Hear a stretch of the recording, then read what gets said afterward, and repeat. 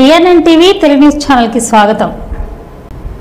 కృష్ణా జిల్లా మచిలీపట్నంలో మైనర్ బాలికపై లైంగిక వేధింపులు 7-10 వయసుల్లోనూ సెక్సువల్ ఫేవర్ చేయాలని పీటీ మాస్టర్ తిక్కశెట్టి నట దేవేంద్రరావు ఏరియాస్ నటరాజ్ వేధింపులు తాళలేక ఆత్మహత్యకు పాల్పడిన బాలిక తల్లిదండ్రుల అప్రమత్తంతో ప్రమాదం నుండి బయటపడిన బాలిక 10 రోజుల క్రితం ఘటన జరిగినప్పటికీ అరెస్టు చేయని పోలీసులు రాజు ప్రయత్నంలో ఉన్న ఆయన కుటుంబీకులు